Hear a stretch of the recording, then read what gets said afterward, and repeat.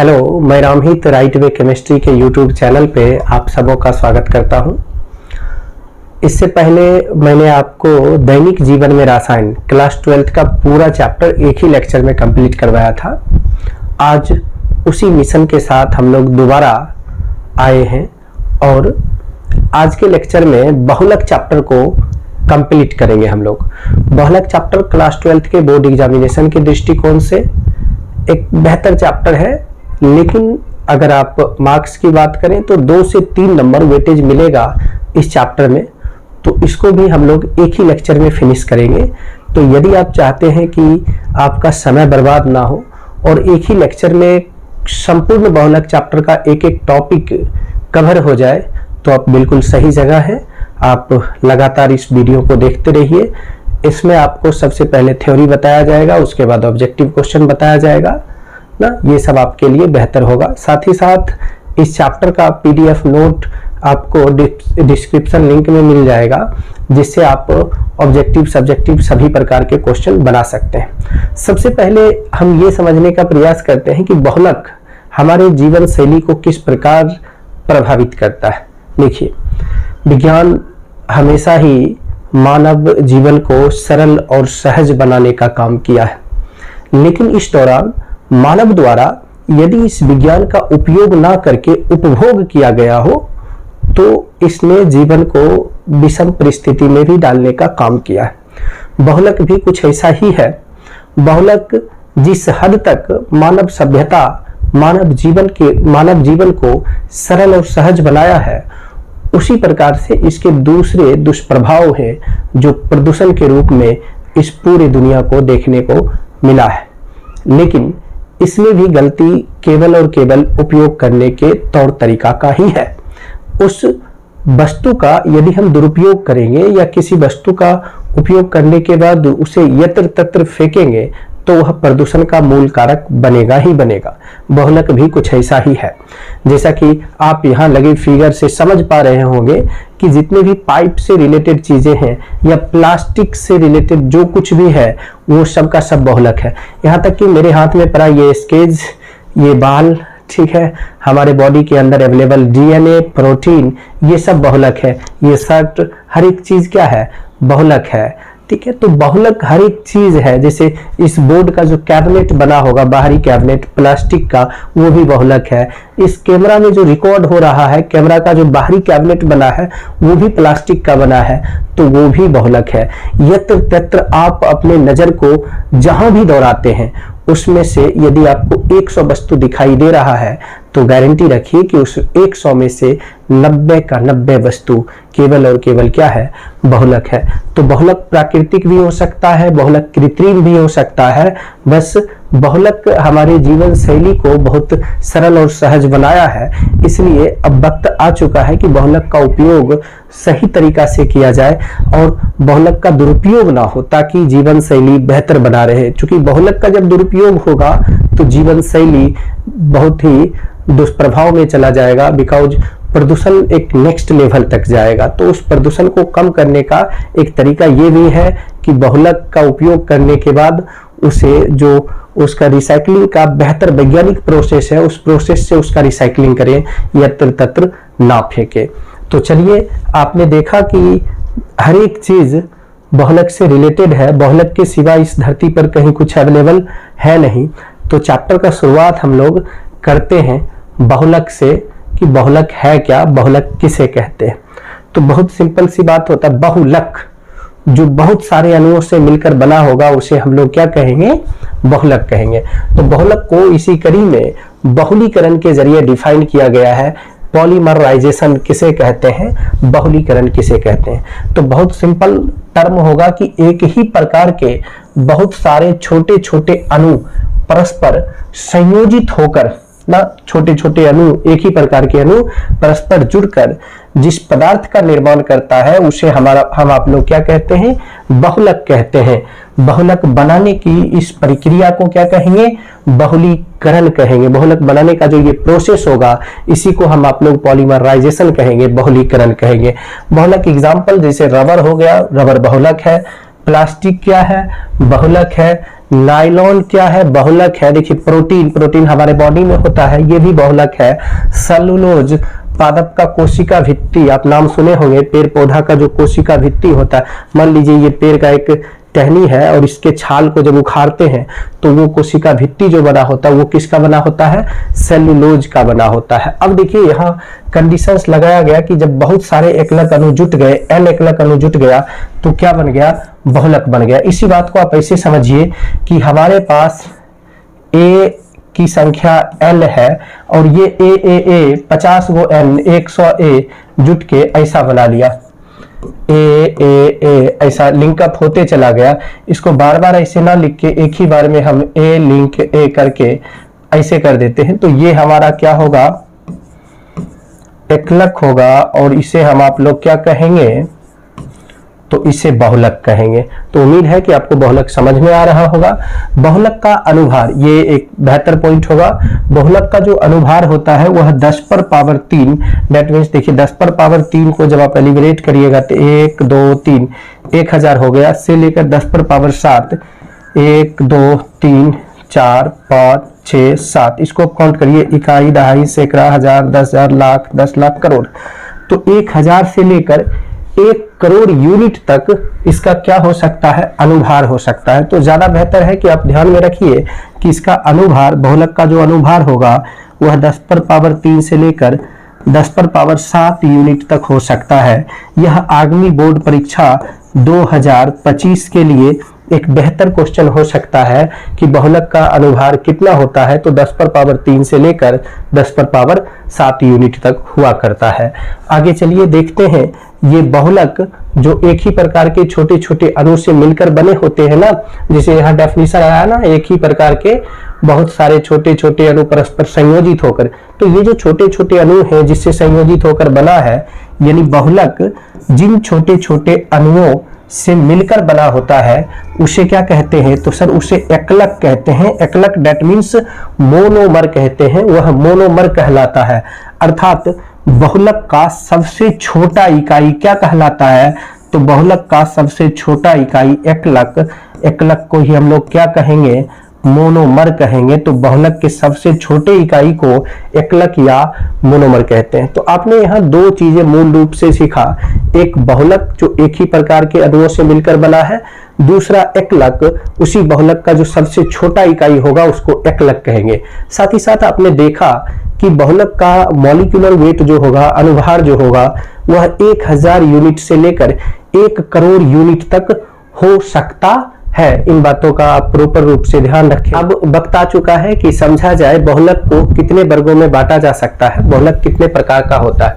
तो दोस्तों बहुलक को हम आप लोग क्लासीफाई कर सकते हैं, बहुलक को बांट सकते हैं 4 वर्गों में। एक है संरचना के आधार पर, संरचना के आधार पर बांट सकते हैं। दूसरा हम बांट सकते हैं उपलब्धता के आधार पर। तीसरा बांट सकते हैं बहुलकन के आधार पर। और चौथा बांट सकते हैं आणविक बलों के आधार पर।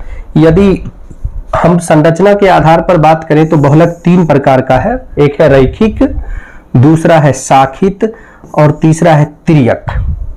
यदि उपलब्धता के आधार पर बात करें तो हम प्रकृति से जो बहुलक प्राप्त करेंगे उसको प्राकृतिक बहुलक कहेंगे। जो आधा प्रकृति से प्राप्त हो लेकिन अर्ध रूपेण उसे थोड़ा बहुत संश्लेषित भी करना पड़ा हो, मतलब प्रकृति से आया हो, थोड़ा बहुत मोडिफिकेशन किया गया हो, तो उसको हम अर्ध संश्लेषित कहेंगे। लेकिन जो पूर्णतः मानव निर्मित हो उसे हम संश्लेषित कहेंगे। बहुलकन के आधार पर बात करें तो बहुलक 2 प्रकार का होता है। एक क्या है भाई? एक है योगशील, एक है योगशील और दूसरा क्या है? संघनन। एक हम कहेंगे योगशील और दूसरा संघनन। आइए आणविक बलों के आधार पर, आणविक बलों के आधार पर बहुलक जो होता है वह 4 प्रकार का होता है। एक है प्रत्यास्थ बहुलक, दूसरा है रेशा, तीसरा है ताप सुघट्ट और चौथा है ताप दृढ़। मूल रूप से जो एनसीईआरटी में वर्णित है वो है संरचना के आधार पर, उपलब्धता के आधार पर, बहुलकन के आधार पर। तो हम लोगों का व्याख्या भी यहाँ तक ही सीमित रहने वाला है। अब बारी बारी से इन सबको यदि पढ़ा जाए कि संरचना के आधार पर बहुलक कितने प्रकार के होते हैं, फिर उपलब्धता के आधार पर कितने प्रकार के होते हैं, बहुलकन के आधार पर कितने प्रकार के होते हैं, तो ये टॉपिक हमारा कंप्लीट हो जाएगा।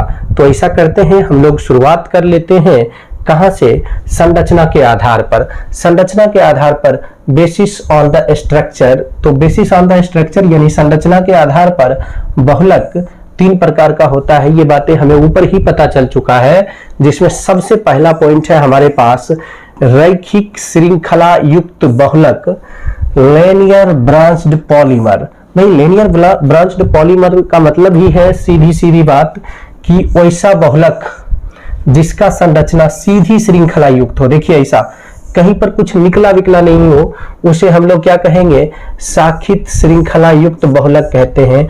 ऐसा एग्जाम्पल आपको देखने को मिलेगा, पॉलीथीन, पीवीसी, नायलॉन, ये सब कैसा बहुलक है, तो ये सब का सब शाखित श्रृंखला युक्त बहुलक है ना। इसमें ये रैखिक श्रृंखला युक्त बहुलक है, इसमें कहीं पर कोई ब्रांच, कहीं पर कोई शाखा, बड़ा शाखा देखने को नहीं मिलेगा आपको। नेक्स्ट बात करते हैं हम लोग शाखित श्रृंखला युक्त बहुलक का ना, ब्रांच्ड चेन पॉलीमर। अब ब्रांच्ड चेन पॉलीमर में क्या होगा, वैसा बहुलक जिसका संरचना शाखित श्रृंखला युक्त हो, मतलब कहीं कहीं पर ब्रांच बनता हो, उसे हम लोग क्या कहेंगे, शाखित श्रृंखला युक्त बहुलक कहेंगे। जैसे देखिए ये एक ऐसा स्ट्रक्चर है और इसमें आप देख रहे हैं यहाँ एक शाखा बन रहा है, यहाँ एक शाखा बन रहा है, फिर इसको अगर देखें तो इसमें एक शाखा ऊपर की ओर बन रहा है, एक शाखा नीचे की ओर बन रहा है, नीचे वाले को देखें तो एक ब्रांच ऊपर, मतलब कुछ ना कुछ लिंक है, जुड़ा हुआ है, शाखा अवेलेबल है, तो उसको हम आप लोग क्या कहेंगे, शाखित श्रृंखला युक्त बहुलक कहेंगे। ऐसा एग्जाम्पल किसमें हमें देखने को मिलेगा, ग्लाइकोजन में देखने को मिलता है, ऐसा देखने को मिलता है। स्टार्च के अंदर ये सभी पॉसिबिलिटी हो पाता है। तो अब बारी है इसके तीसरे प्रकार का, और तीसरा क्या है, त्रियक है। त्रियक को क्रॉस लिंक्ड भी कहते हैं। क्रॉस लिंक्ड इसलिए कहते हैं सर कि उसमें ऐसा लगेगा जैसे जालक संरचना बना हुआ हो, जाल, मछली पकड़ने वाला जैसा जाल होता है ना, उस तरह का चीजें आपको दिखेगा, उस प्रकार से दिखेगा। जैसे त्रियक बंधित बहुलक, क्रॉस लिंकेड पॉलीमर। सर वैसा बहुलक जिसमें बहुलक का संरचना एक दूसरे रेखाओं को क्या करता हुआ, काटते हुए प्रतीत होता हो, उसे क्या कहते हैं, त्रियक बहुलक कहते हैं। ऐसा एग्जाम्पल बेकेलाइट। बेकेलाइट एक कचकरा होता है जो आप देखते होंगे विद्युत बोर्ड में, फ्यूज जो लगा रहता है ना, फ्यूज के बगल में एक इंडिकेटर होता है, लाल लाल जलते रहता है, वो इंडिकेटर किसका है सर, वो इंडिकेटर बेकेलाइट का बना हुआ होता है। या फिर गाड़ी का आप बैकलाइट देखते हैं, बैकलाइट में जो रेड वाला कचकरा होता है, इंडिकेटर जो होता है, वो भी बेकेलाइट का बना होता है। इसके बाद है मेलामाइन, फॉर्मल्डिहाइड रेजिन। ये सब ऐसे एग्जाम्पल हैं जिस एग्जाम्पल में आपको बिल्कुल जाल के तरह संरचना दिखेगा, कुछ ऐसा, ये जाल के जैसा स्ट्रक्चर आपको दिखता रहेगा, ऐसा ना, देख रहे जैसे लग रहा है मछली पकड़ने वाला जाल है, इसमें मछली आएगा और फंस जाएगा। इस प्रकार का संरचना अगर दिखे तो उसको हम लोग कहेंगे त्रियक बंधित बहुलक, क्रॉस लिंक्ड पॉलीमर। ऐसा एग्जाम्पल कौन है, बेकेलाइट है, मेलामाइन है, फॉर्मल्डिहाइड रेजिन है, ईटीसी, ये सब एग्जाम्पल हैं। तो आपने देख लिया संरचना के आधार पर बहुलक 3 प्रकार का था। एक था रैखिक, दूसरा था शाखित, और तीसरा हो गया त्रियक ना। तो अब हम आते हैं उपलब्धता के आधार पर। अगर बात करें उपलब्धता के आधार पर, बेसिस ऑन द सोर्स, तो उपलब्धता के आधार पर भी बहुलक को 3 वर्गों में वर्गीकृत किया गया है, 3 वर्गों में बांटा गया है। एक है सबसे पहला प्राकृतिक बहुलक, नेचुरल पॉलीमर।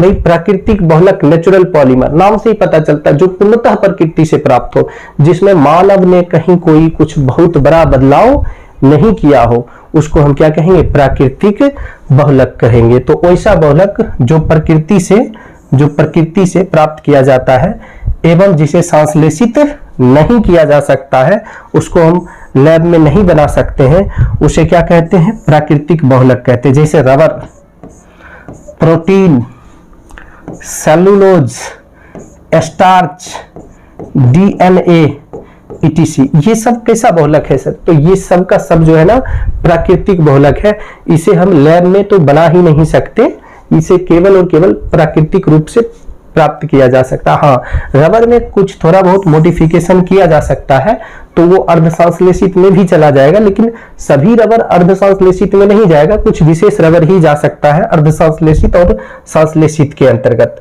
तो चलिए थोड़ा सा और आगे देखते हैं। आपने यहाँ पर देख लिया प्रकृति से जो बहुलक प्राप्त होगा उसको प्राकृतिक बहुलक हम लोग कहेंगे। आइए अब हम ले चलते हैं आपको प्राकृतिक बहुलक में एक रबर था, प्राकृतिक रबर, उसको जानने के लिए।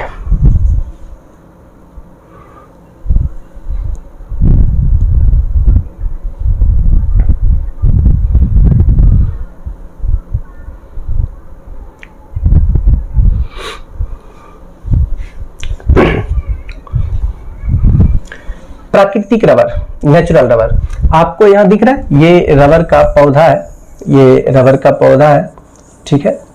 और इसी रबर के पौधा से रबर को प्राप्त किया जाता है। हालांकि इतना छोटा पौधा से रबर नहीं निकाला जाता, ये जब वृक्ष का रूप धारण कर लेता है, नीचे आप देख रहे होंगे ये वाला स्लाइड में, जब ये बड़ा वृक्ष का रूप धारण कर लेता है तो इसके छाल को ना छीला जाता है, पेड़ के ऊपरी हिस्सा को छील छील के, आप देख रहे हैं दूध के जैसा ये गिरते रहता है।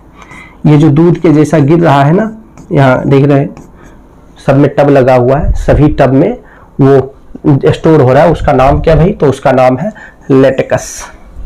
तो ये लेटेक्स से ही रबर तैयार किया जाता है, ठीक है। तो होता क्या एक्चुअल में, प्राकृतिक रबर को रबर के वृक्ष से प्राप्त किया जाता है। रबर के वृक्ष से दूध जैसा सफेद द्रव निकलता है, दूध जैसा होता है बिल्कुल वैसा ही गाढ़ा और सफेद द्रव निकलता है, जिसे क्या कहते हैं? लेटेक्स कहते हैं। यह द्रव जल में रबर के कणों का पायस है। देखिए लेटेक्स क्या है, बहुत अगर डीप क्वेश्चंस पूछेगा तो लेटेक्स क्या है? पायस है। लेटेक्स क्या है? पायस है। किसका पायस है? जल में, द्रव जल में रबर के कणों का पायस है। द्रव जल यानी लिक्विड में, जल में रबर के कणों के पायस को हम लोग क्या कहते हैं? लेटेक्स कहते हैं, जिसमें 30 से 40% रबर पाया जाता है। ये जो दूध आप देख रहे हैं इसमें 100% रबर नहीं है, इसमें 30 से लेकर जो निम्न गुणवत्ता वाला होगा उसमें 30 होगा, जो उच्च गुणवत्ता वाला होगा उसमें 40% तक क्या पाया जाएगा? रबर पाया जाता है। अब जिसे तनु किया जाता है, तनु करने के लिए क्या करते हैं? उसमें पानी मिलाते, तनु करते, पतला करते हैं। पतला करने के बाद उसमें 1% एसिटिक अम्ल मिलाकर स्कंदित किया जाता है। स्कंदन तो आप समझते ही हैं, आपने फिजिकल केमिस्ट्री में सरफेस केमिस्ट्री के अंतर्गत स्कंदन पढ़ा। तो स्कंदित करके क्या कर लेते हैं? रबर प्राप्त कर लेते हैं। मतलब जैसे उसमें एसिटिक एसिड डाला जाता है तो क्या होता है, जैसे दूध फटता है ना, वैसे ही रबर का दूध फट जाता है। तो जितना भी रबर होता है वो नीचे बैठ जाता है और पानी सब ऊपर हो जाता है। इसी प्रोसेस को स्कंदन यहाँ बोला जा रहा है। प्राकृतिक रबर को, यानी ये जो रबर प्राप्त हुआ ना, इसको आप अगर ऐसे खींच दीजिएगा, आपको याद है आप बचपन में सोहजन के पेड़ से भी लट्ठा निकालते थे कॉपी चिपकाने के लिए, चिपकाए कभी? बिल्कुल चिपकाए होंगे। अगर यदि आप ग्रामीण क्षेत्र से होंगे तो निश्चित रूप से सहजन का पेड़ भी देखे होंगे और सहजन के पेड़ से लट्ठा भी निकाले होंगे और उस लट्ठा को निकालकर कॉपी चिपकाए होंगे। उसको आप खींचते थे तो टूट जाता था, उसका इलास्टिसिटी बहुत शानदार नहीं होता था। उसके इलास्टिसिटी को बेहतर बनाने के लिए उसमें क्या करते हैं सर, यानी लेटेक्स में प्राकृतिक रबर को और अधिक मुलायम एवं लचीला बनाने के लिए इसमें 5% सल्फर मिलाते हैं। ये जो 5% सल्फर मिलाने का प्रक्रिया है, इस प्रक्रिया को हम आप लोग क्या कहते हैं? बल्कनीकरण कहते हैं। ये बल्कनीकरण कहलाता है। प्राकृतिक रबर, अब ये है क्या? तो भाई प्राकृतिक रबर आइसोप्रीन का बहुलक है और आइसोप्रीन का आईयूपीएक नाम देखिए, 2-मिथाइल ब्यूटा 1,3-डाइन। 2-मिथाइल ब्यूटा 1,3-डाइन को क्या कहते हैं? प्राकृतिक रबर कहते हैं। अब देखिए ये हो गया CH2 double bond single bond CH3 single bond CH double bond CH2। इसका जब बहुत सारा मॉलिक्यूल्स परस्पर अटैच होता है तो ये बॉन्ड, यहाँ पर जो डबल बॉन्ड है, दोनों डबल बॉन्ड टूट जाता है और एक डबल बॉन्ड, देखिए यहाँ जो डबल बॉन्ड था वो टूट के यहाँ शिफ्ट हुआ, इसका एक इलेक्ट्रॉन और इसका वाला एक इलेक्ट्रॉन यहाँ शिफ्ट हो गया। तो जहां डबल बॉन्ड नहीं था, जहां सिंगल बॉन्ड था, वहां पर क्या बन चुका है? वहां पर बन चुका है मेरे भाई डबल बॉन्ड। अब हुआ क्या? ये डबल बॉन्ड टूटने से इस कार्बन का एक हाथ खाली, दोस्तों इस कार्बन का भी एक हाथ खाली। अब ऐसा ही एक समूह आएगा फिर जुट जाएगा, फिर ऐसा ही एक समूह आएगा और फिर जुट जाएगा। ऐसे समूह की संख्या हजारों से भी ज्यादा होगा। कितना से ज्यादा होगा, हजारों से भी ऐसे समूह की संख्या ज्यादा होगा। इसी को हम आप लोग क्या कहेंगे, नेचुरल रबर कहेंगे। नेचुरल रबर किसका बहुलक है, आइसोप्रीन का बहुलक है, और आइसोप्रीन का आईयूपीएक नाम क्या है, 2-मिथाइल ब्यूटाडाइन। इसी को हम पॉलीआइसोप्रीन कहेंगे। तो देखिए नेचुरल रबर का दूसरा नाम हमें मिल गया, नेचुरल रबर का दूसरा नाम क्या मिल गया, पॉलीआइसोप्रीन। आप यहां पर देख रहे हैं किस तरह के वृक्ष से नेचुरल रबर प्राप्त किया जाता है। तो उम्मीद है कि नेचुरल रबर का एक एक सिचुएशंस आपको समझ में आ गया होगा। अब इस नेचुरल रबर का क्या उपयोग है, किस प्रकार से ये हमारे जीवन शैली को प्रभावित करता है और इसके क्या क्या उपयोग हैं, उन सभी चीजों को हम लोग डिस्कस कर लेते हैं भाई। तो प्राकृतिक रबर का महत्वपूर्ण उपयोग, important use of natural rubber. देखिए वल्कनीकृत रबर का उपयोग दस्ताना, डॉक्टरी दस्ताना देखते हैं ना, दस्ताना पहनते हैं ना, वो दस्ताना, रबर की नली, रबर के बैंड, इन सब चीजों को बनाने में हम करते हैं। बहुत ज्यादा इलास्टिसिटी होता है, नवार दीजिए, पतले पतले चीजों को बनाने में भी किया जाता है। ठीक है, टायर बनाने में भी किया जाता है, टायर में भी वल्कनीकृत रबर डाला जाता है ताकि ग्रिप अच्छा बने, ब्रेक जब लगाया जाए तो स्मूथली ब्रेक लगे, हार्ड ना हो ना, जर्क महसूस ना करवाए। साथ ही साथ मोटर गाड़ी के निलंबन यूनिट बनाने में भी प्राकृतिक रबर का उपयोग किया जाता है। तो प्राकृतिक रबर जो है, प्राकृतिक बहुलक कैसा होता है, जैव निम्नीकृत होता है। तो दोस्तों प्राकृतिक रबर भी जैव निम्नीकृत होगा।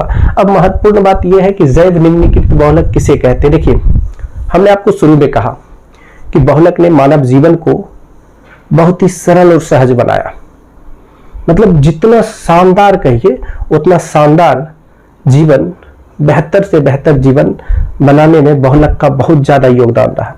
लेकिन उस बहुलक के गलत तरीका से उपयोग के कारण आज पृथ्वी को बहुत बड़े प्रदूषण का सामना करना पड़ रहा है। तो ये सब वैसे बहुलक है जो जैव अनिम्नीकृत है, लेकिन कुछ बहुलक ऐसे भी हैं जिसका आप कैसे भी उपयोग कर लीजिए, उसका निगेटिव इफेक्ट पड़ना ही नहीं है, केवल और केवल पॉजिटिव इफेक्ट। तो वो होता है जैव निम्नीकृत बहुलक। ये वो बहुलक है जिसको आप कहीं फेंक दीजिए तो मिट्टी में सरगल के समाप्त हो जाएगा। तो वैसा बहुलक जो मृदा में सरगल के समाप्त हो जाता है, जो मृदा में अपघटित हो जाता है, उसको जैव निम्नीकृत बहुलक कहते हैं।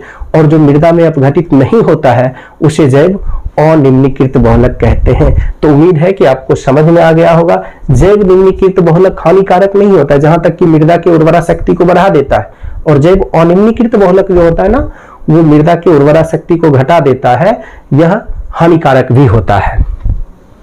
अर्ध संश्लेषित बहुलक, सेमी साइंथेटिक पॉलीमर।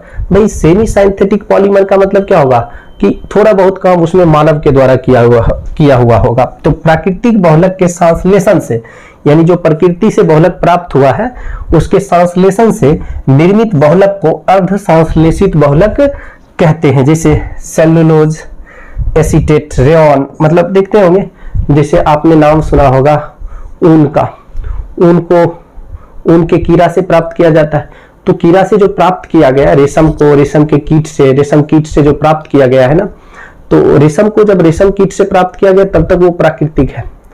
लेकिन जैसे उसमें संश्लेषण किया गया, उसे मॉडिफाई किया गया, तब वह क्या हो गया, अर्ध संश्लेषित हो गया। सेलुलोज नाइट्रेट, तो ये सब प्रमुख सेमी साइंथेटिक पॉलीमर में से एक है। इसके बाद है हम लोगों का सोर्स के आधार पर संश्लेषित बहुलक, जिसको कंप्लीटली प्रयोगशाला में बनाया गया हो। वैसा बहुलक जिसे प्रयोगशाला में बनाया जा सकता है या बनाया जाता है उसे क्या कहते हैं, संश्लेषित बहुलक कहते हैं। एग्जाम्पल के लिए PVC, nylon, Teflon, bakelite, polythene, ये सब का सब कैसा बहुलक है, तो ये सब का सब संश्लेषित बहुलक है, साइंथेटिक पॉलीमर के टर्म में पाया जाता है। तो उम्मीद है कि आपको ये बातें भी समझ में आ गया होगा कि कौन संश्लेषित होगा और कौन अर्ध संश्लेषित होगा, साथ ही साथ कौन प्राकृतिक बहुलक होगा। तो आपने अभी तक मूल रूप से बहुलक को बांटने का दो तरीका देख लिया, एक संरचना के आधार पर, दूसरा उपलब्धता के आधार पर। अब बारी है सर बहुलकन के आधार पर, कि बहुलकन के आधार पर हम लोग बहुलक को दो वर्गों में बांट सकते हैं। भाई बहुलकन के आधार पर बहुलक को कितने वर्गों में बांट सकते हैं, दो वर्गों में बांट सकते हैं। कौन कौन सा वर्ग होगा वो, तो ये भी समझना बहुत आवश्यक है। बहुलकन के आधार पर बेसिस ऑन द पॉलीमराइजेशन, तो बहुलकन के आधार पर बहुलक के दो प्रकार हैं। सबसे पहला प्रकार है योगशील एडिशनल पॉलीमर, भाई वैसा बहुलक जिसका एकलक अणु परस्पर संयोजित होकर केवल बहुलक का निर्माण करता हो उसे योगशील बहुलक कहते हैं। देखिए जरा ध्यान से बात को समझिए, यहाँ पर थोड़ा सा उटपटांग भी बातें लग रहा होगा। वैसा बहुलक जिसका एकलक अणु जो है, एकलक यानी मोनोमर जो है परस्पर संयोजित होकर केवल बहुलक बनाता है, बहुलक के सिवा और कुछ नहीं बनाता है, उसे हम आप लोग क्या कहते हैं, योगशील बहुलक कहते हैं। एग्जाम्पल जैसे पॉलीथीन, पॉलीथीन को पॉलीइथिलीन भी कहते हैं। देखिए ये वही पॉलीथीन है जिस पॉलीथीन में आप सब्जी लाते हैं ना, ये वाला पॉलीथीन, भाई ये देख लीजिए मेरे पास भी है, ये ऊपर वाला जो आप देख रहे हैं ये पॉलीथीन है, ठीक है। तो ये पॉलीथीन, यही पॉलीथीन है। अब पॉलीथीन क्या रही, तो पॉलीथीन इथीन का बहुलक है। पॉलीथीन किसका बहुलक है, इथीन। इथीन समझते हैं ना, इथीन का नाम आपने सुना होगा, इथीन। इथीन एल्कीन ग्रुप का कंपाउंड है जिसका सूत्र है C2H4, मतलब C double bond C, 2 single bond H इधर भी, 2 सिंगल बॉन्ड H इधर भी। इसी इथीन से मिलकर बना है क्या, पॉलीथीन बना है। अब कब बनता है तो समझिए, इथीन को जब इथीन को 473 केल्विन ताप पर ऑक्सीजन के ना पर्याप्त उपस्थिति में उच्च दाब पर क्या किया जाता है, गर्म किया जाता है, तो पॉलीथीन का निर्माण होता है। ये रहा इथीन। अब जैसे हीट करते हैं ना सर 473 केल्विन टेम्परेचर पर, तो ये जो यहाँ डबल बॉन्ड आप देख रहे हैं, ये डबल बॉन्ड ब्रेक कर जाता है। डबल बॉन्ड ब्रेक किया तो सिंगल बॉन्ड हो गया। अब इधर भी एक हाथ खाली, इधर भी एक हाथ खाली। ऐसा ही CH2 यहां जुट जाएगा। ऐसे ही हजारों मॉलिक्यूल CH2 करके जुटता रहेगा, जिसको हम आप लोग क्या कहेंगे, पॉलीथीन कहेंगे या पॉलीइथिलीन कहेंगे, या तो पॉलीथीन बोल दीजिए या पॉलीइथिलीन बोल दीजिए। ये पॉलीइथिलीन बहुत ही उपयोगी है। इसका उपयोग हम लोग छोटे छोटे कार्य के लिए अपने दिनचर्या में प्रत्येक रूप से, विशेष तौर पर आप जब कभी भी ग्रोसरी प्रोडक्ट किराना स्टोर में जाते हैं और अपने घर के लिए वस्तु खरीदते हैं, तो उन वस्तु का जो भंडारण किया जाता है, जिसमें वस्तु आपको दिया जाता है, वह पॉलीथीन में ही दिया जाता है। इसके बाद आइए पॉलीप्रोपीन, उससे थोड़ा अच्छे किस्म का होता है। जैसे मान लीजिए कि आप देखते हुए 2 तरह का पॉलीथीन आपको दिखता होगा, एक सॉफ्ट दिखता है और एक हार्ड दिखता है। जो सॉफ्ट दिखता है वो उसमें ज्यादा से ज्यादा वजन लेकर जा सकते हैं, जल्दी फटने वाला नहीं है। और जो हार्ड दिखता है वो जल्दी फट जाता है। वो था जो हार्ड दिख रहा था, जो कमजोर था, वो पॉलीथीन था, लेकिन जो मजबूत है वह पॉलीप्रोपीन है। तो पॉलीप्रोपीन किसका बहुलक है, प्रोपीन का बहुलक है। प्रोपीन भी एल्कीन ग्रुप का कंपाउंड है, CH3 single bond CH double bond CH2। जब प्रोपीन को एल्युमिनियम ट्राइएल्काइल और टाइटेनियम टेट्राक्लोराइड के उपस्थिति में हम क्या करते हैं, उपस्थिति में 373 केल्विन ताप और 10 ATM दाब पर रखा जाता है, मतलब गर्म किया जाता है, तो किसका निर्माण होता है, पॉलीप्रोपीन का निर्माण होता है। देख लीजिए सिचुएशन से, यहाँ वही लिखा हुआ CH3 single bond CH double bond CH2। अब इसके बहुत सारे N मॉलिक्यूल्स यहाँ पर अवेलेबल है। जैसे ही इसको हिट किया गया तो ये जो डबल बॉन्ड आपको दिख रहा है ना सर, ये डबल बॉन्ड क्या होगा, ब्रेक कर जाएगा।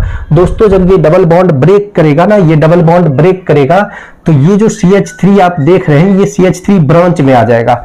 मतलब ये CH3 कुछ ऐसा ब्रांच में दिखने लगेगा, ऐसा दिखने लगेगा। देखिए ये CH ऐसा रहेगा, CH3 फिर सिंगल बॉन्ड CH2 ऐसा।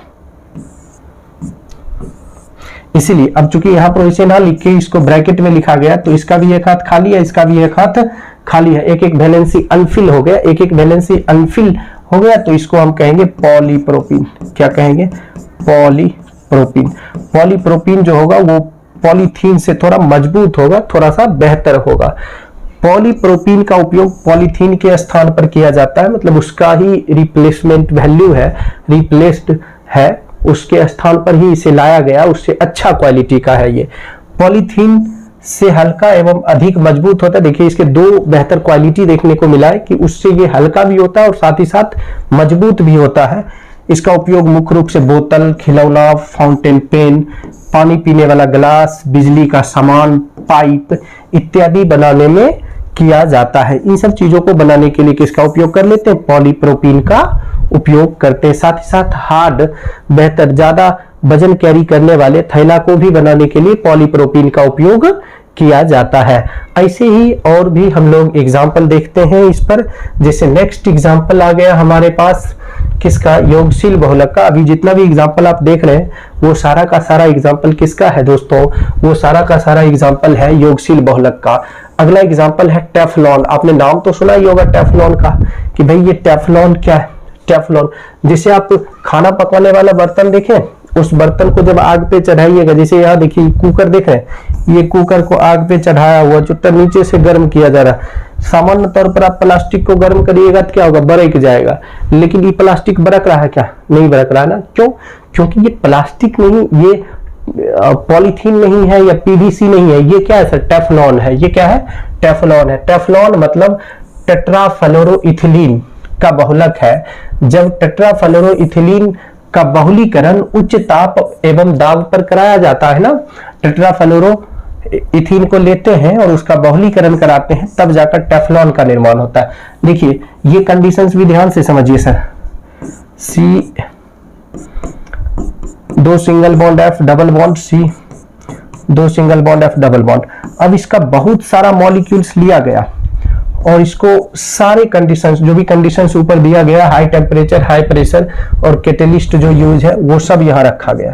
तो हुआ क्या सर, ये जो डबल बॉन्ड आप देख रहे हैं ना, ये डबल बॉन्ड ही ब्रेक कर गया। जैसे डबल बॉन्ड ब्रेक करेगा, सिचुएशन देख लो सर, डबल बॉन्ड जैसे ब्रेक करेगा तो कुछ ऐसा होगा, single bond fluorine fluorine fluorine fluorine, single bond E भी खाली, ई भी खाली। तो यहां से अब यही मॉलिक्यूल्स बार बार अटैच होगा। जैसे मान लीजिए इसका नाम है एक्स, तो यहाँ एक्स आ गया, फिर सिंगल बॉन्ड, फिर एक्स आ गया, फिर सिंगल बॉन्ड, फिर एक्स आ गया।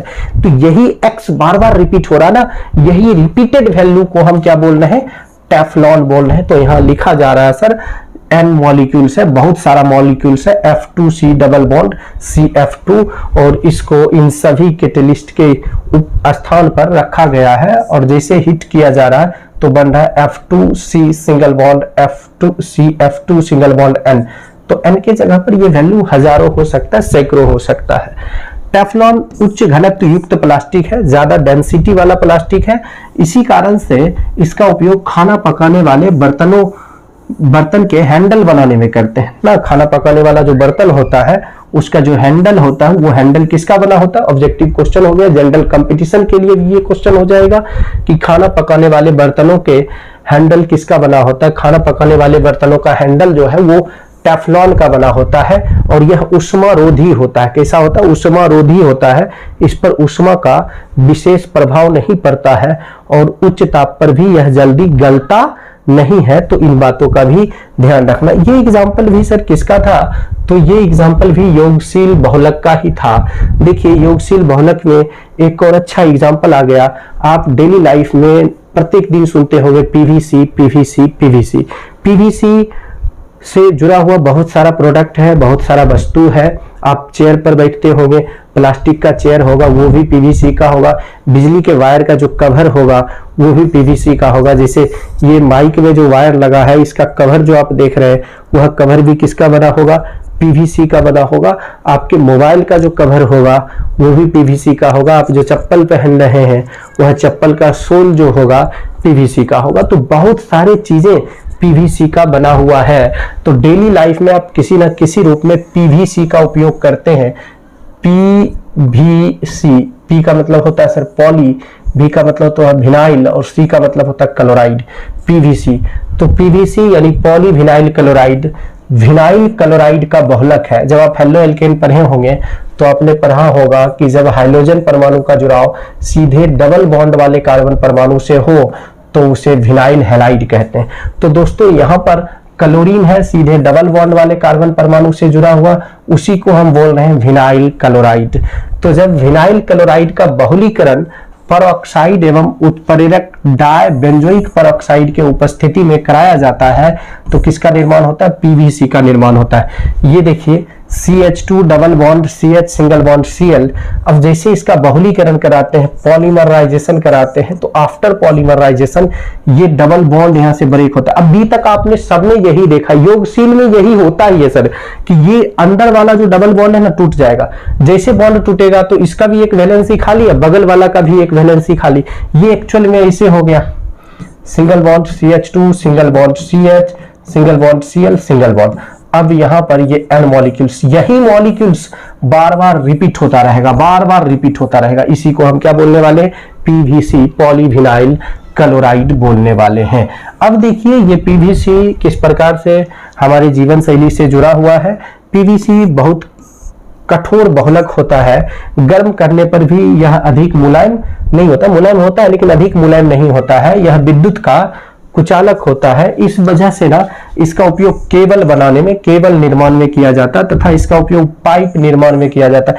यहाँ कुछ चित्र दिए गए, उन चित्र को आप देख रहे होंगे तो समझ में आ रहा होगा कि ये सभी वस्तु जो है वो कहीं ना कहीं किसका बना है? PVC का बना है, किसी न किसी प्रकार के प्लास्टिक से ही मिलकर बना हुआ है। तो इन सभी वस्तु को भी ध्यान में रखना है। चलिए थोड़ा सा और आगे बढ़ते हैं, आगे के सिचुएशंस को डिस्कस करते हैं। अभी हम लोग डिस्कस कर रहे हैं कौन सा बहुलक? योगशील बहुलक। तो योगशील बहुलक से आगे नहीं बढ़े हैं। अभी योगशील बहुलक का एक और एग्जाम्पल आ गया सर हमारे पास। योगशील बहुलक का ये एग्जाम्पल है किसका?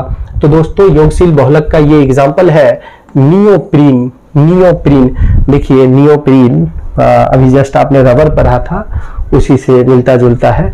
तो ये एक संश्लेषित रबर भी है, ठीक है। नियोप्रीन किसका? क्लोरोप्रीन। क्लोरोप्रीन का मतलब है 2 क्लोरो ब्यूटा 1,3 डाइन का बहुलक है। अभी आपने देखा था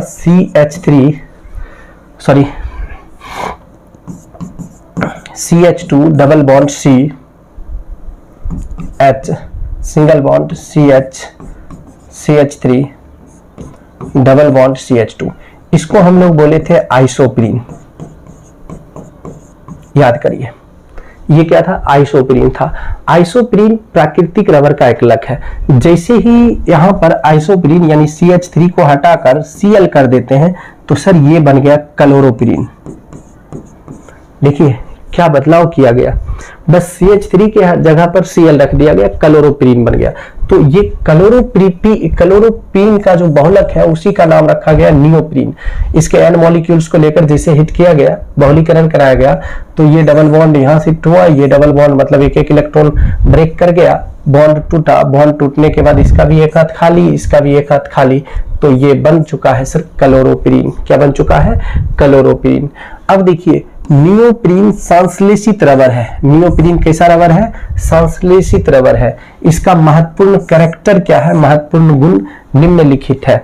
नहीं, ये प्राकृतिक रबर से अधिक मुलायम एवं लचीला होता है। प्राकृतिक रबर जो होता है वो थोड़ा सा आप खींचिए उचिएगा, जैसे आप देखे हो मिठाई उठाई के डब्बा में जो रबर लगा रहता है, खींच दीजिए टूट जाएगा। लेकिन बाल उल में लगाने वाला रबर देखिए कितना मजबूत रहता है, हार्ड रहता है, ठीक है। तो वो नियोप्रीन का बना होता है। इसका तनन क्षमता भी उच्च होता है, बहुत ज्यादा खिंचाएगा, लंबा दूर तक खिंचाएगा, उच्च ताप पर भी अस्थायी रहता है। अगर ज्यादा गर्म कर दीजिए तो भी ये अपना स्टेबिलिटी नहीं खोता है। कौन? नियोप्रीन। लेकिन आइसोप्रीन अपना स्टेबिलिटी खो देता है। आइसोप्रीन क्या था? प्राकृतिक रबर था। यह प्राकृतिक रबर से अधिक मजबूत भी होता है। नियोप्रीन का उपयोग, तो इसका उपयोग मूल रूप से केबल बनाने में, मोटर गाड़ी के टायर निर्माण में, इन सब चीजों में नियोप्रीन का उपयोग होता है, नियोप्रीन का उपयोग किया जाता है। तो नियोप्रीन भी बहुत ही उपयोगी पॉलीमर है, बहुत ही उपयोगी रबर है। तो संश्लेषित रबर के श्रेणी में कौन आ जाएगा सर? तो संश्लेषित रबर के श्रेणी में नियोप्रीन आएगा, जबकि प्राकृतिक रबर के श्रेणी में क्या आएगा? आइसोप्रीन आएगा। अब देखिए रबर के दो और टाइप की ओर आपको ले चलते हैं। उसमें से एक टाइप है आपका ब्यूना एन रबर। कौन सा रबर?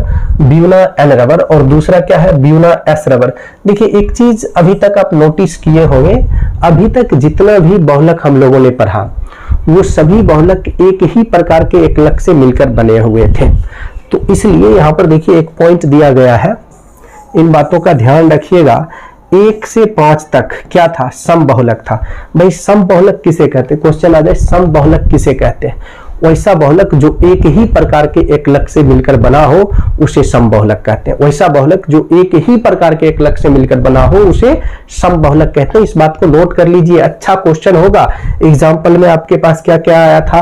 पॉलीथीन आया, पॉलीप्रोपीन आया, PVC आया, नियोप्रीन आया, टेफ्लॉन आया। ये सब एक ही प्रकार के बहुलक से मिलकर बना था, जिसे हम लोग क्या बोल रहे हैं? सम बहुलक बोल रहे हैं। तो अब देखिए सर, ब्यूना एन रबर और ब्यूना एस रबर ये दो टाइप का रबर है, और इस दोनों टाइप के रबर मतलब ब्यूना एन रबर जो बना है ना वो ब्यूटाडाइन और एक्राइलोनाइट्राइल का बहुलक है। ब्यूटाडाइन और एक्राइलोनाइट्राइल, देखिए ये ब्यूटाडाइन है, एन मॉलिक्यूल्स हमने ब्यूटाडाइन लिया है, CH2 double bond CH single bond CH double bond CH2, ये ब्यूटाडाइन है, और ये एक्राइलोनाइट्राइल है, एन मॉलिक्यूल्स एक्राइलोनाइट्राइल, यहाँ भी डबल बॉन्ड है ना सर। ये बॉन्ड के सिचुएशंस को अब हमें डिस्कस करना और समझना है चीजें। हुआ क्या, जैसे इसका पॉलीमराइजेशन कराया गया, कोपॉलीमराइजेशन, तो ये बॉन्ड टूट गया और ये बॉन्ड टूट गया, यहाँ एक नया बॉन्ड क्रिएट किया और ये बॉन्ड भी टूट गया। अब ये दोनों परस्पर एक बॉन्ड बना रहा है, देखिए CH2 उधर का एक हाथ खाली है, CH अब हमने कहा कि इस साइड से भी बॉन्ड बनाएगा, इस साइड से भी बॉन्ड बनाएगा, तो यहाँ बॉन्ड बन गया दोनों तरफ से। फिर CH2, फिर एक हाथ खाली है, भाई 22 हो गया सिंगल बॉन्ड, और CH2 देखिए इसका जो एक हाथ खाली हुआ इस बॉन्ड के टूटने के कारण यहाँ आ गया ना सिंगल बॉन्ड, तो ये सिंगल बॉन्ड से इसी कार्बन से अटैच हुआ और इधर सिंगल बॉन्ड खत्म हो गया। तो इसी को बोला गया क्या, इसी को बोला गया ब्यूना एन रबर। दूसरा है सर ब्यूना एस रबर, ध्यान रखिएगा ब्यूना एन रबर किसका बहुलक है, तो ब्यूटाडाइन और एक्राइलोनाइट्राइल का, जबकि दूसरा है ब्यूना एस रबर ब्यूटाडाइन और एस्टाइरीन का बहुलक है। किसका बहुलक है, ब्यूटाडाइन और एस्टाइरीन का बहुलक है।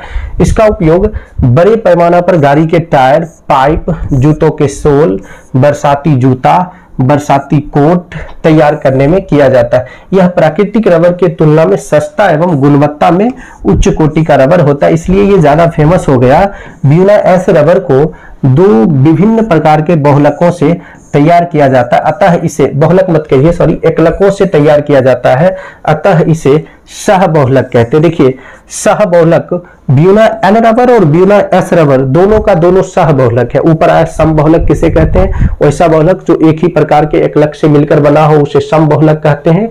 वैसा बहुलक जो दो अलग अलग प्रकार के एकलकों से मिलकर बना हो उसे सह बहुलक कहते हैं। तो ब्यूना एन रबर और ब्यूना एस रबर दोनों का दोनों सह बहुलक हो गया। ब्यूटाडाइन जैसे था वैसे ही रहा, और बेंजीन रिंग के साथ ना CH2 डबल बॉन्ड CH2 लग जाता है तो इसको एस्टाइरीन कहते हैं। एक्चुअल में एस्टाइरीन का IUPAC नाम होगा इथिनाइल बेंजीन।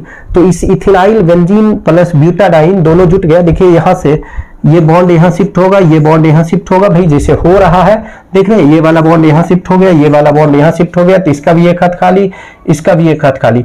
अब हुआ क्या, ये बॉन्ड भी ब्रेक कर गया। यहाँ जो डबल बॉन्ड आपको दिख रहा है ना स्टाइरीन में, carbon to carbon double bond, यहाँ पर CH डबल बॉन्ड CH2, ये बॉन्ड भी टूटेगा। जैसे ही बॉन्ड टूटेगा, ये बॉन्ड मान लीजिए ब्रेक कर गया, तो इधर भी एक हाथ खाली, इधर भी एक हाथ खाली, जो वैलेंसी खाली हुआ उससे ये ब्यूटाडाइन से जुट गया और इधर लंबा चलता रहेगा, जिसको बोला गया ब्यूना एस रबर। तो दोस्तों इस प्रकार से आपने देखा कि रबर के दो टाइप होते हैं, यहाँ पर अवेलेबल है, एक ब्यूना एन रबर है और दूसरा ब्यूना एस रबर है। ब्यूना एन रबर हो या ब्यूना एस रबर हो, दोनों में एक कॉमन एकलक है ब्यूटाडाइन। अगर बात करें, अगर ब्यूटाडाइन के साथ एक्राइलोनाइट्राइल जुट गया, क्या जुट गया, एक्राइलोनाइट्राइल है क्या, तो CH2 double bond CH single bond CN, अगर ये जुट गया ना, ये जुट गया तो ये बन जाएगा ब्यूना एन रबर। और अगर एस्टाइरीन जुट गया, देखिए एस्टाइरीन S से चालू हो रहा है, एक्राइलोनाइट्राइल N से चालू हो रहा है, एस्टाइरीन जुट गया तब ये बन जाएगा। एस्टाइरीन क्या था, तो बेंजीन रिंग के साथ CH डबल बॉन्ड CH2, अगर ये अटैच हो गया तब इसको हम कहेंगे ब्यूना एस रबर। तो ब्यूना एस रबर और ब्यूना एन रबर में थोड़ा सा डिफरेंट है, इन डिफरेंट का अच्छा खासा रूप से आपको ख्याल रखना है, ध्यान रखना है। चलिए थोड़ा सा और आगे बढ़ते हैं और इसे देखते हैं, इसके विभिन्न सिचुएशंस को। यहाँ तक जो कुछ भी आप पढ़ रहे थे वो सब योगशील बहुलक था।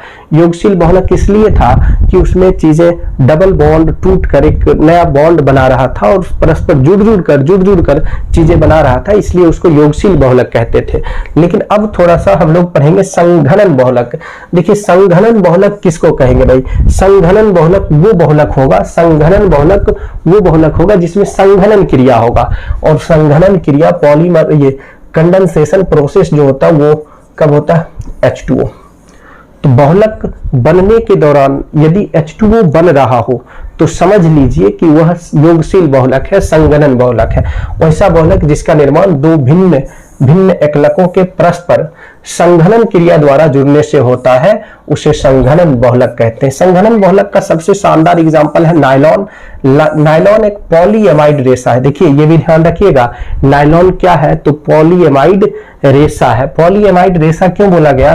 तो इसमें ना आपको ऐसा चीजें देखने को मिलेगा, सिंगल बॉन्ड एमाइड, आपको तो पता ही ये एमाइड एसिड एमाइड का फंक्शनल ग्रुप है, ऐसा चीजें देखने को मिलेगा, इसलिए इसको पॉलीएमाइड रेशा बोला जा रहा है, जिसे निम्नवत दो प्रकार से तैयार किया जाता है।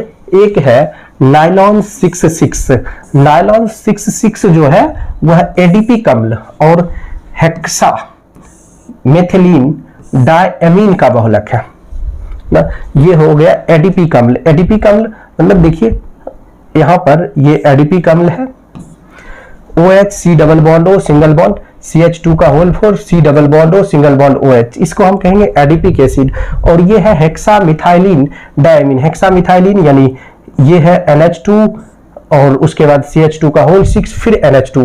जैसे ही अब इसका पॉलीमराइजेशन करवाया गया तो यहां से चीजें समझिए, OH के ऊपर माइनस चार्ज, OH के ऊपर माइनस चार्ज और हाइड्रोजन के ऊपर कौन सा चार्ज? Plus charge.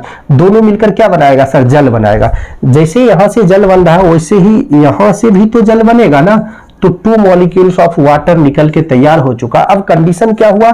तो भाई ये OH समाप्त हो चुका, ये OH समाप्त हो चुका, C double bond O single bond CH2 का whole 4 C double bond O, ये OH भी समाप्त हो गया। देखिए खत्म हो गया।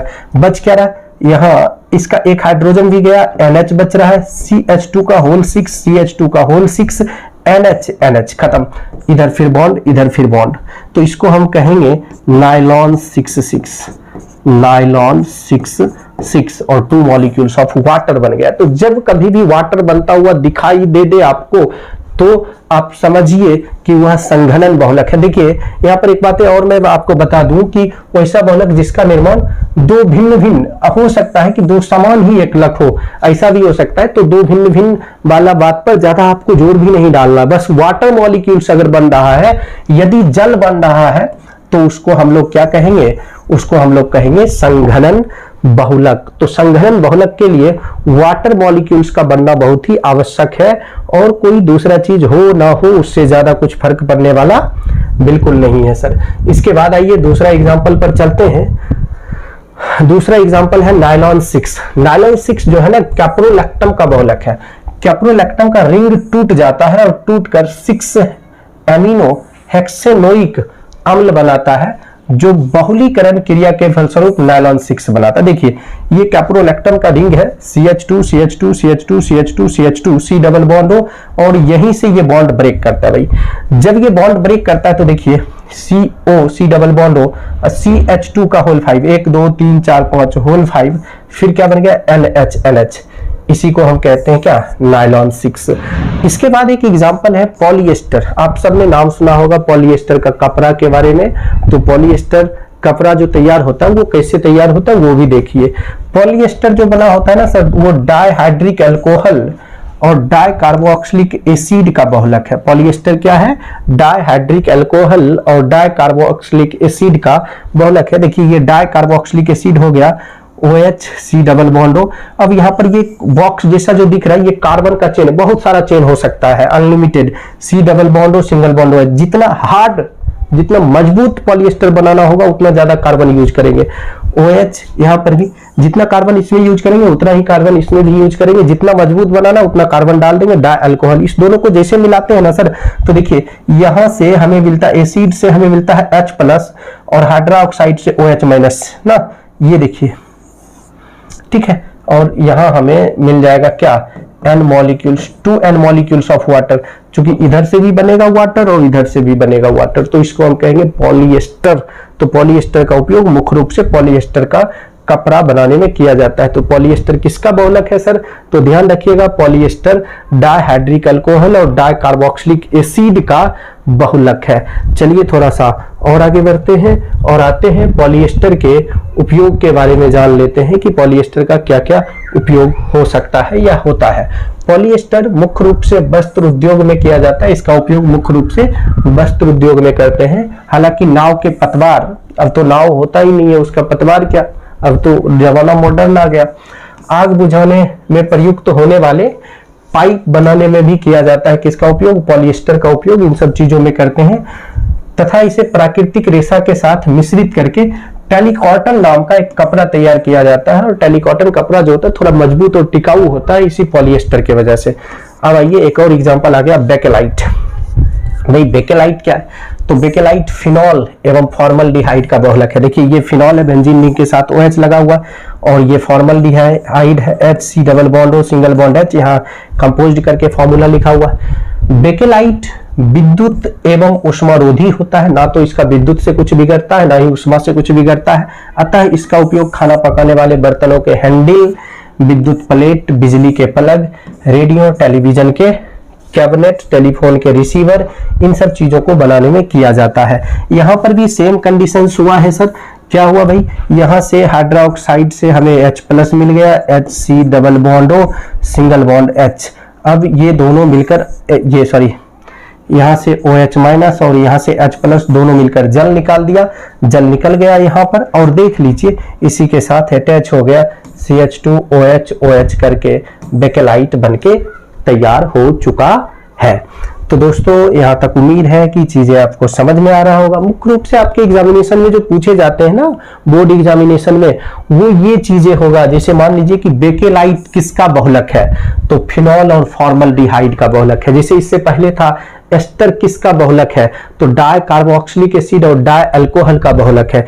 ये चीजें आना बहुत ही आवश्यक है। अगर ये चीजें आप याद कर लेते हैं, आपके ध्यान में रहता है, तो फिर आप इस चैप्टर्स के क्वेश्चंस को इजी रूप में बना सकते हैं, ज्यादा तनाव की कोई आवश्यकता नहीं होगा। फिर आगे देखिए उष्मीय प्लास्टिक, थर्मोप्लास्टिक। थर्मोप्लास्टिक क्या होता है वो भी समझिए। उष्मीय प्लास्टिक गर्म करने पर मुलायम एवं ठंडा करने पर कठोर हो जाता है। मतलब एक ऐसा प्लास्टिक जिसको गर्म करिए तो मुलायम हो जाएगा, ठंडा करिए हार्ड हो जाएगा, कठोर हो जाएगा। यह प्रक्रिया बार बार दोहराने पर भी, कई बार अगर आप दोहरा भी देते हैं तो इसके गुणों में कोई परिवर्तन नहीं होता, गुण जस का तस रहता है। इस प्रकार के प्लास्टिक को मनचाहा आकार दिया जा सकता है, जैसा मर्जी वैसा आकार आप दे सकते हैं। उसे क्या कहते हैं, उष्मीय प्लास्टिक यानी थर्मोप्लास्टिक कहते हैं। जैसे पॉलीथीन, पॉलीप्रोपीन, पॉलीविनाइल क्लोराइड, ये सब उष्मीय प्लास्टिक है, थर्मोप्लास्टिक है। नेक्स्ट है जैव निम्नीकृत बहुलक, बायोडिग्रेडेबल पॉलीमर। कि बायोडिग्रेडेबल पॉलीमर किसे कहते हैं, तो ऐसा बहुलक जो मृदा में, मृदा मतलब क्या, मिट्टी, भाई जो मिट्टी में, मृदा में क्या हो जाता है, अपघटित हो जाता है, उसे हम क्या कहते हैं, उसे जैव निम्नीकृत बहुलक कहते हैं। जैव निम्नीकृत बहुलक मृदा में अपघटित हो जाता है, भाई वही बात तो लिखा हुआ, मृदा में अपघटित होकर ये मृदा की उर्वरा शक्ति को बढ़ा देता। एग्जाम्पल के लिए सेल्यूलोज, न्यूक्लिक अम्ल, नायलॉन 2 नायलॉन 6, ये अलग अलग नहीं है, नायलॉन 2 नायलॉन 6 एक ही बहुलक है।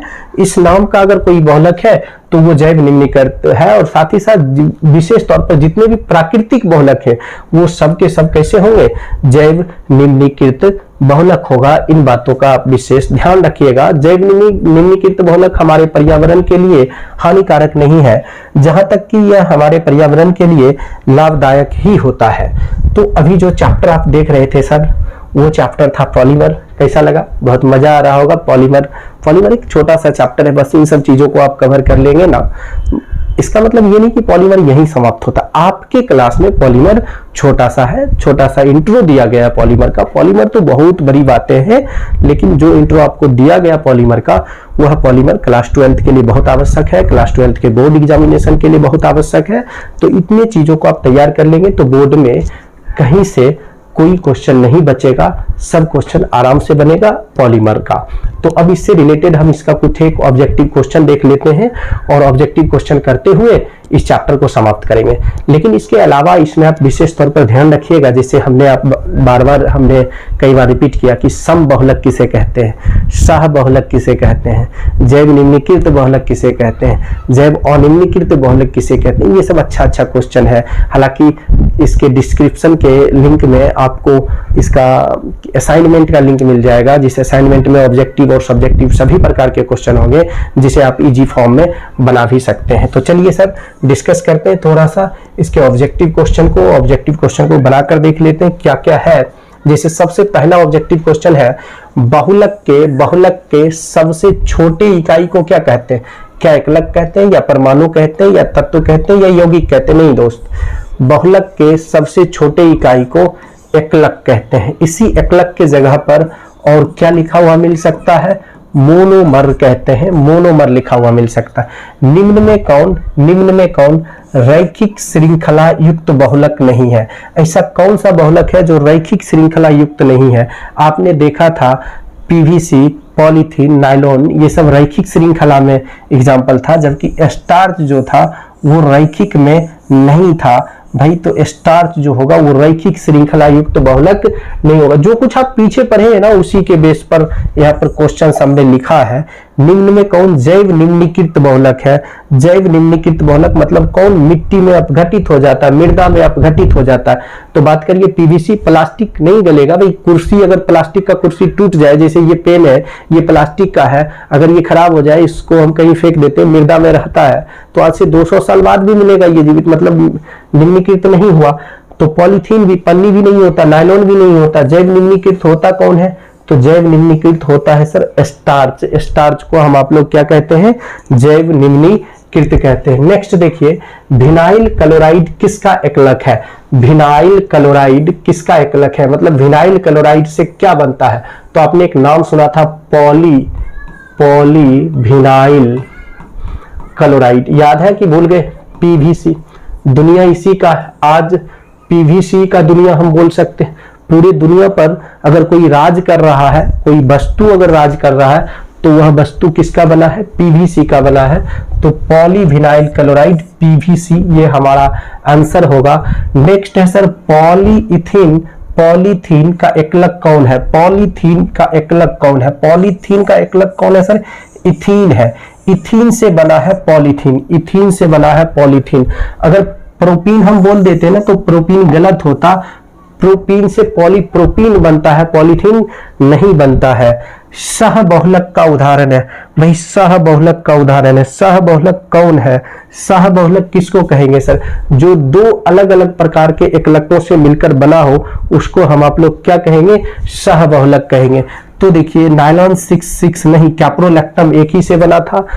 ये नायलॉन 6 और नायलॉन 6 की बात करें तो ये दो अलग अलग प्रकार के एकलकों से मिलकर बना था। तो हम यहाँ पर क्या टिक कर देंगे? नायलॉन 6। तो ये हमारा सही आंसर होगा। चलिए हम आपको नायलॉन 6 की ओर एक बार ले चलते, नायलॉन 6 की ओर एक बार ले चलते हैं। ये सुविधा अवेलेबल रहेगा ना इस बोर्ड के अंदर, ये फैसिलिटी रहता है कि आप पीछे जाकर देख सकते हैं। तो आप देखिए नायलॉन 6 जो है ना सर, नायलॉन 6 ये दो अलग अलग प्रकार के एकलक से मिलकर बना है। एक है एडीपिक एसिड, एक क्या है? एडीपिक एसिड है, और दूसरा क्या है? हेक्सामिथाइलिन डायमीन है। तो दो अलग अलग प्रकार के एकलक से जो मिलकर बना होगा उसको सहबहुलक कहेंगे, और जो एक ही प्रकार के एकलक से मिलकर बना होगा उसको हम लोग क्या कहेंगे? समबहुलक कहेंगे। इसी कड़ी में थोड़ा सा और आगे बढ़ते हैं और अगला क्वेश्चन की ओर चलते हैं। संघनन बहुलीकरण का उदाहरण कौन है? मतलब किसमें सर संघनन बहुलीकरण हो रहा है? संघनन में हमने कहा था कि किसमें वाटर मॉलिक्यूल्स बन रहा है। तो अभी जस्ट आपने देखा नायलॉन 6 के अंदर, किसके अंदर सर? नायलॉन 6 के अंदर जो है वो संघनन बहुलीकरण हो रहा है। निम्नलिखित में कौन बायोडिग्रेडेबल बहुलक है? बायोडिग्रेडेबल मतलब जैव निम्नीकृत, उसको इंग्लिश में यहाँ हिंदी नाम दे दिया गया है। तो देखिए सेल्यूलोज जो है वह क्या है? बायोडिग्रेडेबल है। सेल्यूलोज मिट्टी में अगर डाल दीजिएगा तो वह सेल्यूलोज मतलब पेड़ का छिलका, पेड़ पौधा का छिलका को अगर आप किसी फल का छिलका, जैसे संतरा का छिलका, उसको आप कहीं फेंक देते हैं तो 2-4-10 दिन के बाद वो मिट्टी में अपने आप सरगल के समाप्त हो जाता है। इसके बाद है सर एडीपिक अम्ल और हेक्सामेथाइलिन डायमीन के संघनन द्वारा प्राप्त होने वाला रेशा। अभी जस्ट आपने देखा था, इससे क्या बनता है? इससे बनता है नायलॉन 6। टेफ्लॉन, पॉलीस्टाइरीन तथा नियोप्रीन, ये सभी क्या है? अभी टेफ्लॉन का नाम आपने सुना था, पॉलीस्टाइरीन का नाम सुना था आपने, नियोप्रीन का नाम सुना। ये सब का सब क्या है सर? तो ये सब का सब समबहुलक है। समबहुलक इसको हम क्यों बोल रहे हैं? क्योंकि भाई ये सब एक ही प्रकार के एकलक से मिलकर बने हुए थे। नेक्स्ट की अगर हम बात करें, फिनॉल निम्न में किसके निर्माण में प्रयुक्त होता है? फिनॉल का उपयोग हम क्या बनाने में करते हैं? अभी जस्ट आपने पढ़ा था बेकेलाइट।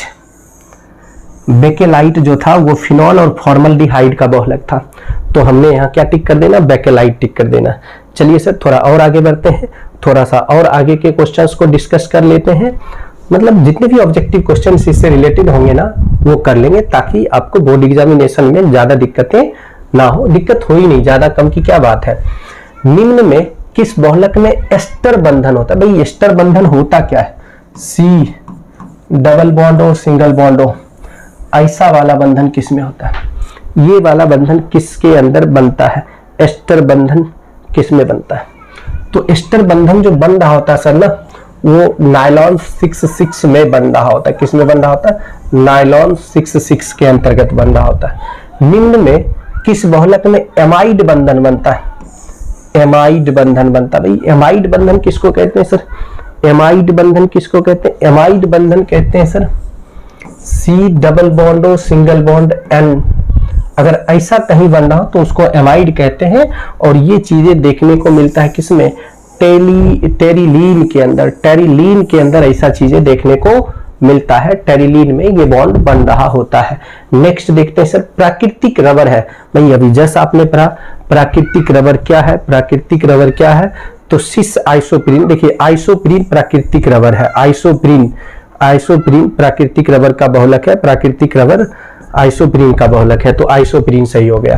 प्राकृतिक रबर है या प्राकृतिक रबर बहुलक है? प्राकृतिक रबर बहुलक है 2 मिथाइल ब्यूटा 139, यहाँ ए होगा ब्यूटा 139, उसी का नाम है सर आइसोप्रोपिन। ये आइसोप्रीन का नाम है आईयूपेक नाम। प्रथम औद्योगिक संश्लेषित रबर कौन है? ऐसा रबर जिसको पहली बार संश्लेषित किया गया हो औद्योगिक स्तर पर, उस रबर का नाम था सर मेथिल रबर। कौन सा रबर? Methyl rubber. कैप्रोलैक्टम निम्न में किसका मोनोमर है? भाई अभी जस्ट आपने देखा कैप्रोलैक्टम नायलॉन 66 का। किसका? नायलॉन 66 का एकलक है। चलिए नायलॉन 66 नहीं, सॉरी सर, नायलॉन 6 का कैप्रोलैक्टम जो है वो बहुलक है। चलिए थोड़ा और आगे बढ़ते हैं, आगे के ऑब्जेक्टिव क्वेश्चन को डिस्कस कर लेते हैं। अगला ऑब्जेक्टिव क्वेश्चन है सर हम लोगों के पास क्या है? भाई जो है सो है वो क्या है तो देख लेते हैं। न चिपकने वाले भोजन बनाने वाले बर्तन बनाने में किसका उपयोग किया जाता है? मतलब एक ऐसा बर्तन हमको बनाना है जो जिसमें भोजन ना चिपके। ऐसा कंपनी प्रचार करती है ना कि भोजन नहीं चिपकेगा, ऐसे बर्तन बनाने में किसका उपयोग हम करते हैं? तो ऐसे बर्तन बनाने में हम पॉलीटेट्राफ्लोरोइथेन का उपयोग करते हैं। पॉलीटेट्राफ्लोरोइथेन, तो टेट्राफ्लोरोइथेन का उपयोग किया जाता है ऐसे बर्तन को बनाने में।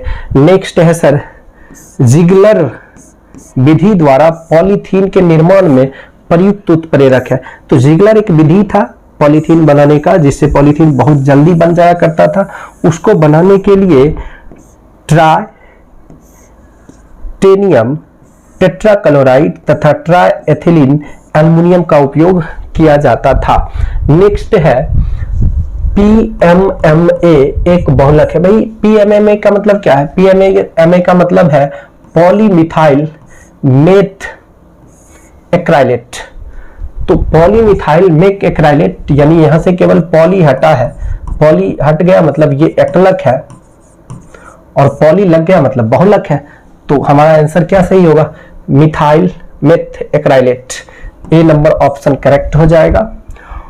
ऑर्लोन एक बहुलक है। भाई ऑर्लोन किसका बहुलक है? तो ऑर्लोन जो एक बहुलक है ना वो एक्रिलोनाइट्राइल किसका? एक्रिलोनाइट्राइल का बहुलक है ऑर्लोन, एक्रिलोनाइट्राइल का। इसके बाद देखिए बल्कनी क्रिया में प्रयुक्त होने वाला तत्व। तो बल्कनी क्रिया में जो प्रयुक्त तत्व था उस तत्व का नाम क्या था भाई? तो उस तत्व का नाम था सल्फर। उस तत्व का नाम क्या था? सल्फर था ना।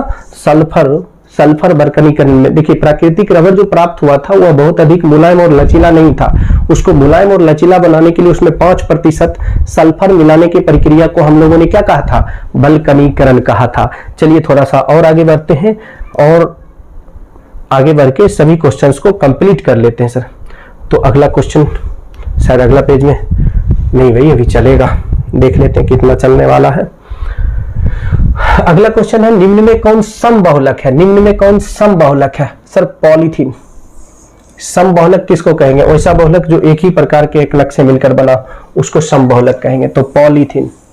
ठीक है, निम्न में कौन योगशील बहुलक है, योगशील बहुलक, योगशील बहुलक किसको कहेंगे सर, योगशील बहुलक का मतलब था सर, योगशील बहुलक का मतलब क्या था, योगशील बहुलक का मतलब था कि जिसमें बॉन्ड टूटे, डबल बॉन्ड टूटे और नया सिंगल बॉन्ड बन जाए।